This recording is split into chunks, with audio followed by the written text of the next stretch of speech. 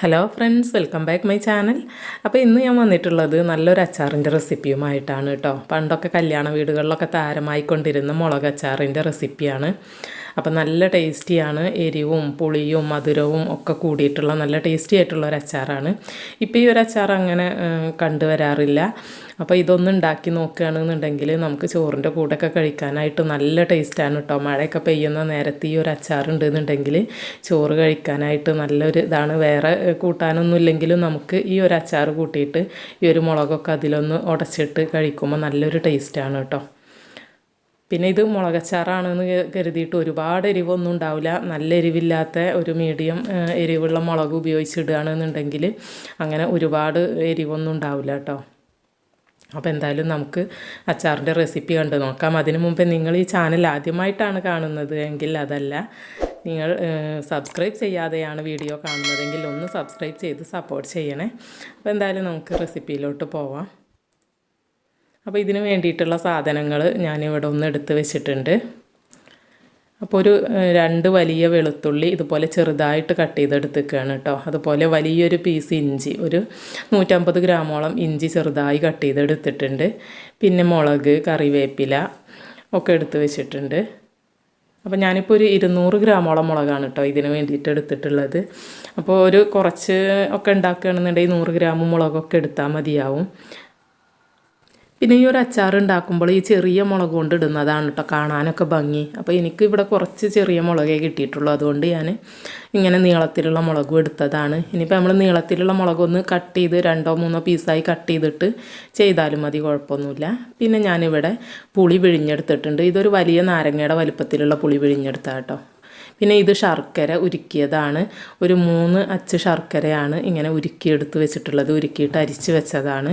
പിന്നെ നമുക്ക് ഇതിലോട്ട് കടുക് വേണം, അതുപോലെ തന്നെ ഉലുവ വേണം. പിന്നെ വേണ്ടത് കായത്തിൻ്റെ പൊടിയാണ്. പിന്നെ നമുക്ക് ആവശ്യമാണെങ്കിൽ വിനാഗിരി ചേർത്ത് കൊടുക്കാം, അത് നിർബന്ധമൊന്നുമില്ല പുളി ചേർക്കുന്നത് കാരണം.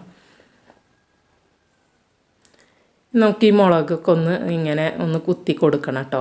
ജസ്റ്റ് ഇങ്ങനെ കത്തി ഉപയോഗിച്ചിട്ട് 2 സൈഡൊന്ന് കുത്തി കൊടുക്കുക.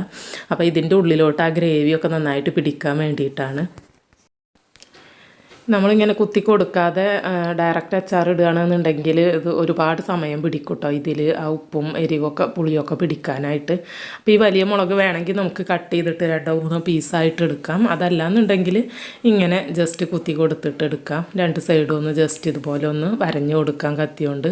അപ്പോൾ ഇതുപോലെ എല്ലാ മുളകും ചെയ്തെടുക്കണം കേട്ടോ. പിന്നെ ഇപ്പോൾ ഞാനീ പറഞ്ഞ സാധനങ്ങളല്ലാതെ മഞ്ഞൾപ്പൊടി, മുളക് പൊടി, ഉപ്പൊക്കെ നമ്മൾ ഇതിൽ ചേർക്കുന്നുണ്ട്. അപ്പോൾ അത് ഞാൻ വഴിയെ ഉണ്ടാക്കുന്ന സമയത്ത് കാണിക്കാം കേട്ടോ. അപ്പോൾ എല്ലാ മുളകും ഇതുപോലെ കുത്തിയെടുത്തിട്ടുണ്ട് കേട്ടോ.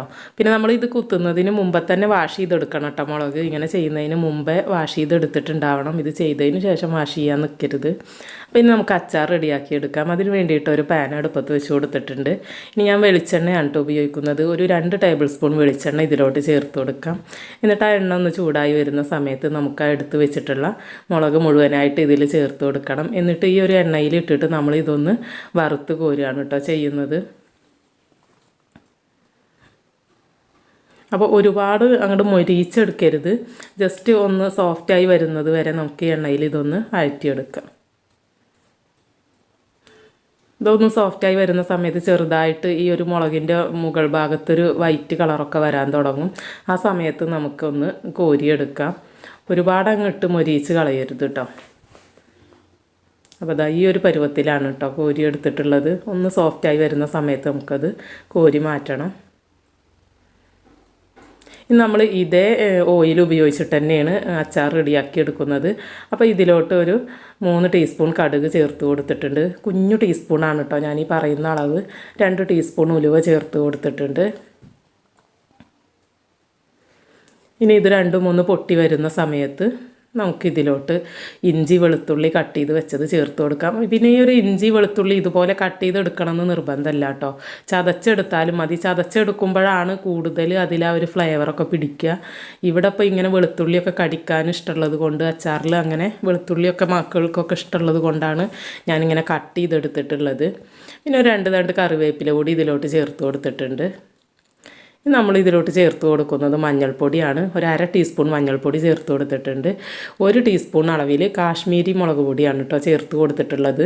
അപ്പോൾ നമ്മൾ ശ്രദ്ധിക്കണം, കാശ്മീരി മുളക് പൊടി തീരെ എരിവില്ലാത്ത മുളക് പൊടി ആയതുകൊണ്ടാണ് ഞാനൊരു ടീസ്പൂൺ ചേർത്ത് കൊടുത്തത്. ഇനി നമ്മൾ നേരത്തെ എടുത്ത് വെച്ചിട്ടുള്ള പുളിവെള്ളം ഇതിലോട്ട് ഒഴിച്ച് കൊടുക്കുകയാണ് കേട്ടോ. അപ്പോൾ നിങ്ങൾക്ക് ഈ മുളക് പൊടി വേണമെങ്കിൽ അവോയ്ഡ് ചെയ്യാം കേട്ടോ. കാരണം നമ്മൾ എടുക്കുന്ന മുളക് നല്ല എരിവുള്ളതാണെന്നുണ്ടെങ്കിൽ മുളക് പൊടി ഒഴിവാക്കി കൊടുക്കാം. മുളക് പൊടി ഇല്ലയെന്ന് വെച്ച് കുഴപ്പമൊന്നുമില്ല. ഇതിൻ്റെ കളറിൽ ചെറിയൊരു വ്യത്യാസം വരുന്നു മാത്രമേ ഉള്ളൂ കേട്ടോ. ഇനി നമ്മുടെ ഒഴിച്ച പുളിയൊക്കെ ഒന്ന് തിള പൊട്ടി വരുന്ന സമയത്ത് നമ്മൾ ആ ഒരു ശർക്കരപ്പാനി ഇതിലോട്ട് ചേർത്ത് കൊടുക്കണം. ശർക്കരപ്പാനി ആദ്യം തന്നെ മുഴുവനായിട്ട് ചേർത്ത് കൊടുക്കണ്ട. ആദ്യം ഒരു 1/4 ഭാഗം ചേർത്തിട്ട് പിന്നെ നമുക്ക് അച്ചാർക്ക് മധുരമൊക്കെ നോക്കിയതിന് ശേഷം ബാക്കിയൂടെ ചേർത്ത് കൊടുത്താൽ മതി കേട്ടോ. ഇനി ഇതുവരെ ഇതിലോട്ട് ഉപ്പ് ചേർത്ത് കൊടുത്തിട്ടില്ല. അപ്പോൾ ആവശ്യത്തിനുള്ള ഉപ്പും കൂടെ ചേർത്ത് കൊടുത്തിട്ടൊന്ന് മിക്സ് ചെയ്തെടുക്കാം. അപ്പോൾ അതെല്ലാം നന്നായിട്ട് തിളച്ച് വരാൻ തുടങ്ങിയിട്ടുണ്ട്. ഇങ്ങനെ നന്നായി തിളച്ച് വരുന്ന സമയത്ത് നമുക്കിതിലോട്ട് മുളക് ചേർത്ത് കൊടുക്കാം. ഇനിയിപ്പോൾ ഒരുപാട് നിങ്ങൾ പുളിയും ശർക്കര പാനിയൊക്കെ ചേർക്കുന്ന സമയത്ത് വെള്ളം ഒരുപാട് കൂടിപ്പോയി എന്ന് തോന്നുകയാണെങ്കിൽ ഈ ഒരു തിളച്ച് വരുന്ന സമയത്ത് തന്നെ മുളക് ചേർത്ത് കൊടുക്കണ്ട കേട്ടോ. ആ വെള്ളം കുറച്ചൊന്ന് വറ്റിയതിന് ശേഷം ചേർത്ത് കൊടുത്താൽ മതി. അതല്ലെങ്കിൽ നമ്മളെ മുളകൊക്കെ അതിൽ വേറിപ്പോകും, ആകെ ഉടഞ്ഞ് അതിൽ ചേർന്ന് അലിഞ്ഞു പോകും. അപ്പോൾ ഒരുപാട് വെള്ളം ഉണ്ടെന്നുണ്ടെങ്കിൽ അതൊന്ന് ചെറുതാക്കി വറ്റിച്ചെടുത്തതിന് ശേഷം മുളക് ചേർത്ത് കൊടുക്കുക. ഇവിടെ ഇപ്പോൾ എനിക്ക് ഇതിൻ്റെ വെള്ളമൊക്കെ പാകമായിരുന്നു, അതുകൊണ്ടാണ് ഞാൻ അങ്ങനെ ചേർത്തത് കേട്ടോ. നമ്മളിതൊരു 3-4 മിനിറ്റ് മുളക് ഇട്ടിട്ട് തിളപ്പിച്ചെടുക്കണം. അപ്പോൾ ഇതിൻ്റെ ആ ഒരു ഗ്രേവിയൊക്കെ ഒന്ന് ചെറുതായിട്ട് കുറുകി വരാൻ തുടങ്ങും. ആ സമയത്ത് ഞാൻ ഫ്ലെയിം ഓഫാക്കി കൊടുക്കുകയാണ് കേട്ടോ. എന്നിട്ട് ഓഫാക്കിയതിന് ശേഷമാണ് നമ്മൾ ഇതിലോട്ട് കായത്തിൻ്റെ പൊടി ചേർത്ത് കൊടുക്കുന്നത്. ഫ്ലെയിം ഓഫ് ചെയ്തിട്ട് കായത്തിൻ്റെ പൊടി കൂടി ചേർത്തിട്ട് ഒന്ന് ഇളക്കി കൊടുക്കാം, മിക്സ് ചെയ്ത് കൊടുക്കാം.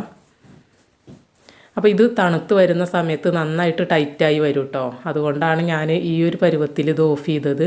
അപ്പോൾ ഇതിൽ കുറച്ച് ഉപ്പിൻ്റെ കുറവ് തോന്നിയിരുന്നു, ഉപ്പും കൂടെ ചേർത്ത് കൊടുത്തിട്ടുണ്ട്. ഇനി ഞാൻ ഇതിലോട്ട് 1 ടേബിൾ സ്പൂൺ അളവിൽ വിനാഗിരി ചേർത്ത് കൊടുക്കുന്നുണ്ട് കേട്ടോ. അപ്പോൾ നിങ്ങൾക്ക് വിനാഗിരി വേണ്ടാന്നുണ്ടെങ്കിൽ ചേർത്ത് കൊടുക്കണ്ട.